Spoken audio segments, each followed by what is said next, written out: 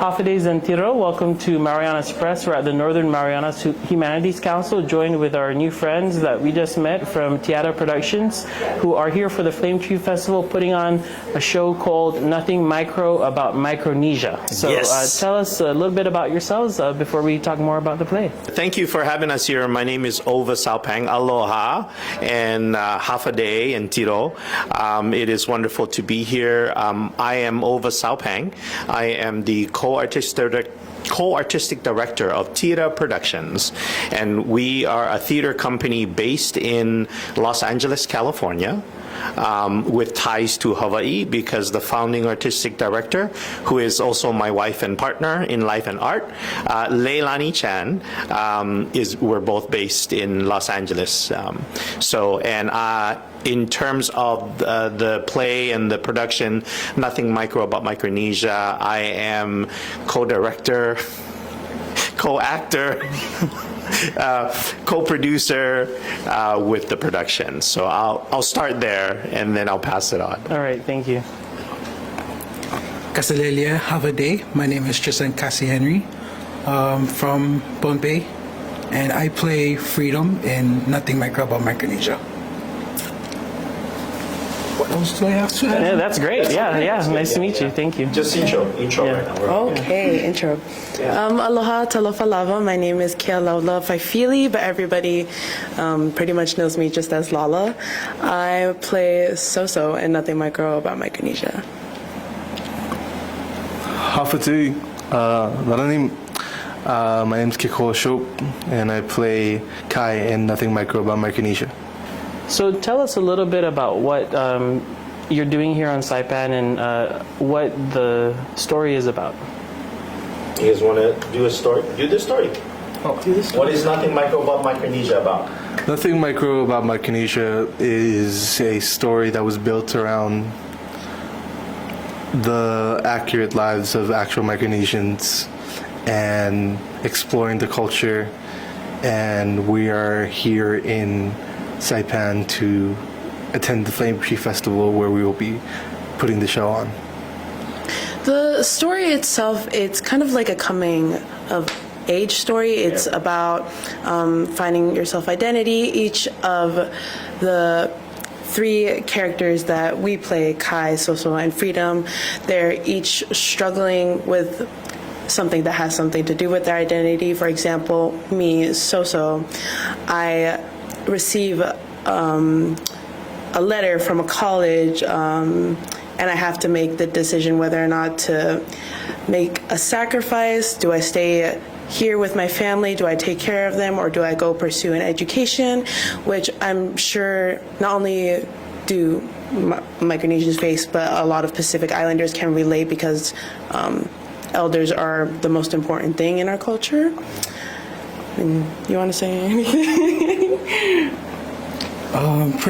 For me, I take it as most of a self-identity, because I came from Bombay to Hawaii in 2020, and not knowing the Micronesian discrimination, the stigma against Micronesians in Hawaii, I had a hard time going to school and figuring out how to navigate. So this story is it's like Kekoa said, it's a collective story of the community in Hawaii and around Hawaii about how not just the Micronesian youths, but those that have been youths before, what they did to get where they are today. To know your culture is very important. I think another reason why we're going to Saipan and Guam is to touch the heart, because the play is called Nothing Micro About Micronesia, and we're going to Micronesia to touch the heart in Micronesia, to remind those people in Micronesia, not just Micronesia too, all over the Pacific, people with culture, to remind them that culture is very important. Culture will take them further than you can imagine. And And tell us a little bit about how this all started. I understand this isn't your first time on the road with this, right? You were in Guam before and in Hawaii as well. Yes. So this play came out from actually our first play called Masters of the Currents, in which we developed play with the Micronesian community, specifically in Hawaii at first. And through that process, we realized how many important themes and issues were coming up, at least for us as theater artists. I'm passionate about theater. I'm passionate about storytelling through plays. And so, and the other connection is that I was raised in Hawaii. I live in Los Angeles, but I was raised in Hawaii. And in Hawaii, I'm connected to all kinds of people. And one of the things for me that really was the genesis of this show and the previous show, Masters of the Currents, was the fact that I was noticing there were new people in Hawaii that I had never experienced before. And so, and I came to find out that it was Micronesians. And then I learned that Micronesian, or to be micro, was a derogatory term in Hawaii.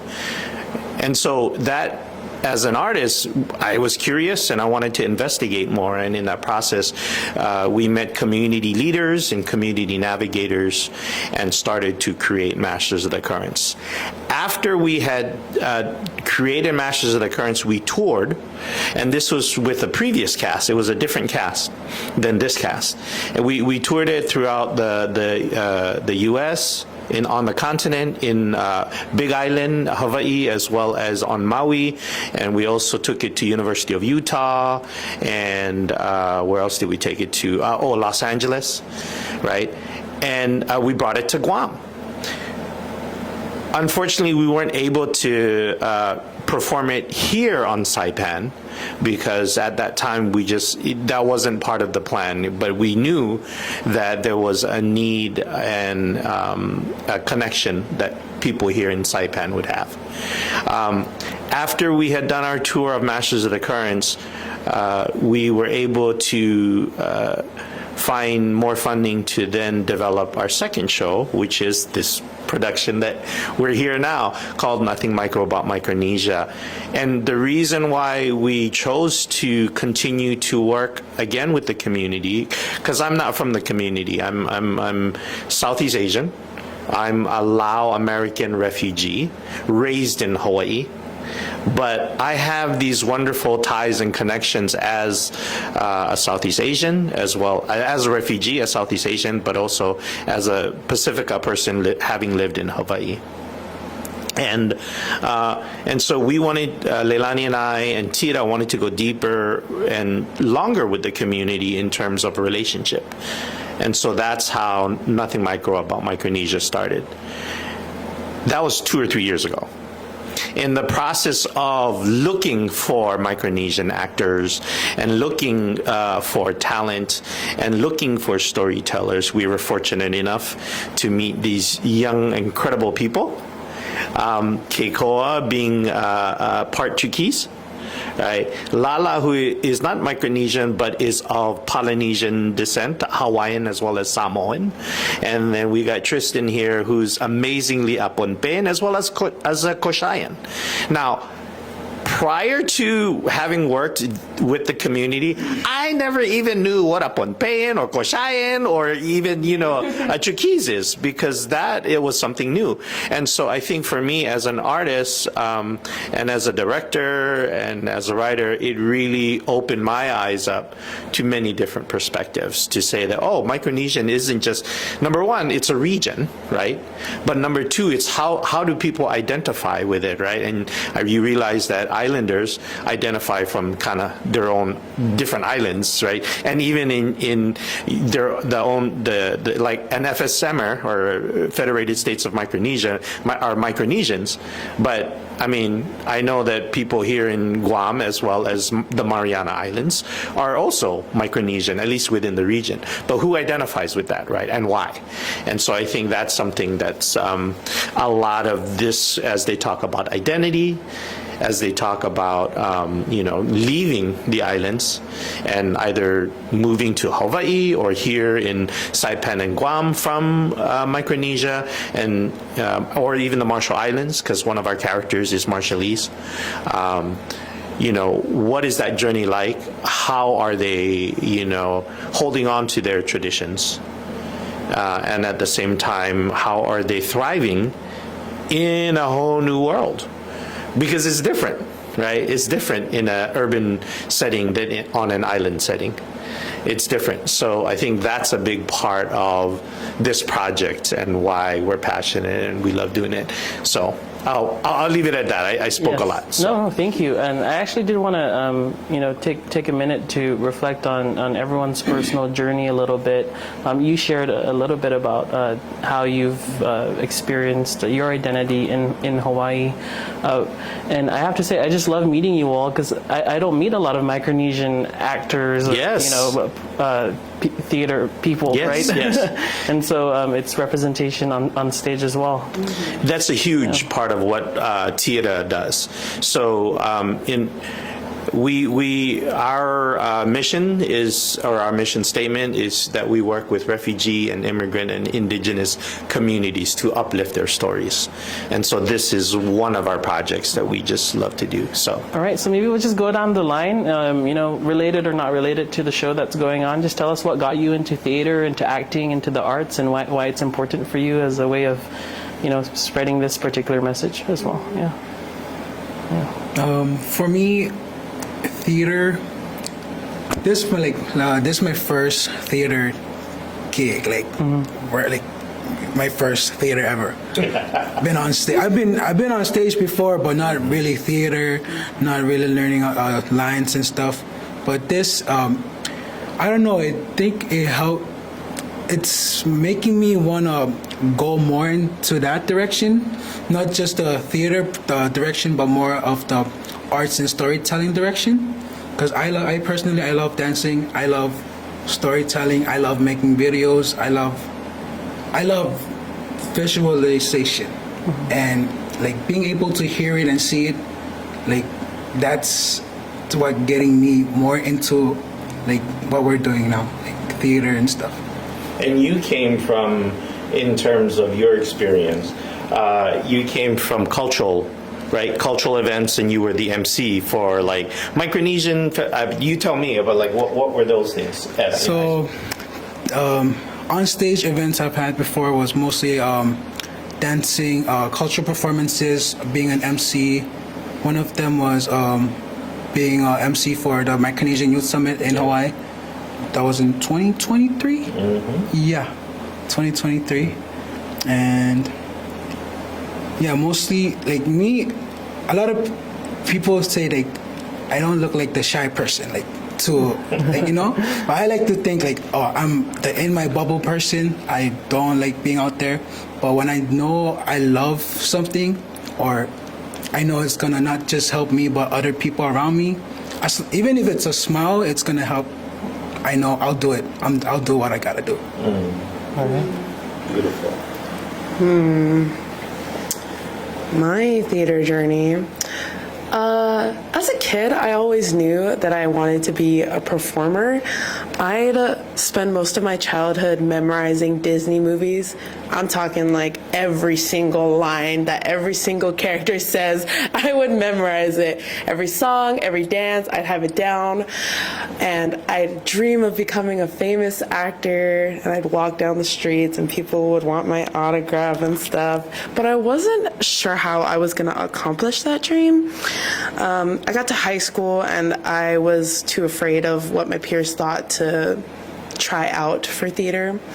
And then I enrolled in Windward Community College, and I had just planned on taking general stuff like English and math, and it was my counselor who recommended you should take a fun class. What do you like to do? And then my mom was like, she likes to do theater, and I'm like, So I kind of got hooked into that. I took my first class with my mentor now, Tori Kinoshita, and and I just ended up loving it so much. I had never felt more like myself than when I was in theater class. I wasn't afraid to make choices or to go all out in things like I used to be in high school. So then I just kept taking class after class, getting more knowledge, just building up my skills. At Windward Community College, they have so many different classes, like vocal performance, and they have stage combat for actors, just everything they can do to help their artistic students, whatever they want to pursue. And then I got into my first production over there, and then I got into another production, and then it was a professional production that my mentor had put on. And after that third production was wrapping up, she had recommended me for Nothing Micro About Micronesia. And then I came to where they were rehearsing at Honolulu Theater for Youth, and I auditioned, and then Leilani Chan, the director, she told me I had gotten the part. Even before Nothing Micro, I just loved telling stories in Hawaii about the people of Hawaii. But I feel like it just felt like TeAda was bringing like a whole nother level, a whole new perspective. Like Nothing Micro was so much more bigger than I think anything I had ever been a part of. It was so touching, seeing the community be so happy that they have representation on stage. I'm so grateful that we have this, and like this has been a really big part of my artistic journey. I'm like, that's what I want to do for my people, not just for Hawaiians, but for Samoans too. Like, people deserve to be like see their own people on stage. You know what I mean? Yeah. Sorry, that was a whole lot, but that's don't apologize. That's where my journey is. All right, and for you, Keikoa? Right up to college, I had a pretty similar experience to what Lala had. We both came from the same mentors in Windward Community College. We have the same advanced training. We were flown out to London to study Shakespeare with the Royal Shakespeare Company, and we even saw shows in the Globe. We learned about Shakespeare's history. It's just a lot of extensive training for us to become better performers. And as to the reason why I wanted to become a performer, it's changed over the years. As a kid, it was a lot similar to Lala's, of course. I really fell in love with performance, and I didn't know what it was just yet. I was just weird, but I didn't know why I was weird, and I was kind of an outcast. And it wasn't until high school that I did a acting class, and I was given a monologue, and I just connected with the words, and I acted my heart out, and it just felt amazing. It just clicked for me. And as I've matured as a performer, and as I've learned a lot more history, I've mainly decided to use theater as an important tool to make life better for everyone. And the only things that separate all of us as a community, like politically wise or non-politically wise, is just conflict. And the main source of conflict is always miscommunication.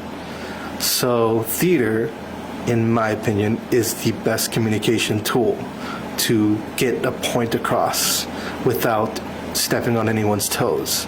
So as a Micronesian, I would like to tell our story a little bit more better so that people can get a better grasp on why we're in Hawaii, instead of having the conflict of we shouldn't be there because we're infringing. And most people that do dwell in the conflict, they just don't know the story. And if they knew the story, I feel they'd be a lot more understanding, and it could change the whole world if everyone used theater and told their story on stage rather than, seeing it on a screen. Because a really good movie is a really good movie, but a really good theater show, it just changes the shape of your mind. Like, you need to be there at that moment to really get the message that needs to be said. All right, great. Thank you all. Really inspired by everyone's message today, and I'm sure I know I want to be there next week when you perform, and so maybe we can talk a little bit about those details if it's okay. So how can the community watch this? I understand you have one day fully dedicated to the entire show, and then part 1 and part 2, right? So tell us about the details. Prior to the opening of the Flame Tree Arts Festival is Thursday, and we are doing the full show at 7 p.m. And that's at the Garapan Fishing Base? Yes, it will be at the Garapan Fishing Base. And then we also will be part of the Flame Tree Arts Festival on Saturday and Sunday. So I don't know what the window of time is or where we're going to be in the schedule. But because we only have 30 minutes per segment, because there will be other, respecting other performers that are going to be coming to the Flame Tree Arts Festival, we're going to do the first half of our show, which is about 30 minutes, and then the second half of our show on the next day. So if you want to come and see the full show and the whole flow and the full story, Thursday would be great. And then you can come and see us again on Saturday and Sunday if you want to. Or if you come on, to see just half of it. I think either way, I feel people are going to really learn a lot. I think our show, the best shows that I have seen do 3 things. They educate people, they engage people, and they also entertain people. So that's kind of how I see it. So. All right, thank you. That's all the questions I had. Anything else you'd like to add that I didn't ask about? Any last words? So, in the beginning of this production, this is Device Theater, so that was a community coming in together to work on the piece, and it first started in UH Hilo, and before we actually performed it on that week, we were all brought in from Oahu and other different places. Some people already lived in Hilo, and after workshops, and we went to UH Hilo to work on the actual script. So they would have us improv some scenes with some ideas, and they would just listen to us talk, and that's how they built the characters, and that's how they built my character, me being almost like detached from my culture at a young age. And then we performed it in UH Hilo for like a small crowd before we actually got it to the big crowd. That's where it started. And then the next stop, and then this is the part where I come in, we started having rehearsals at Honolulu Theater for Youth, a theater that puts on performances for young audience members. We had a run over there for about 3 weeks. 3 weeks. And not 2 weeks, 3 weeks. Every day. Every single day for so many different schools all over the island. And and some public performances too, of course. Yeah. How was the opening at HDY for you? Oh my goodness. Performing for young audience members is a whole lot different than what I had been used to.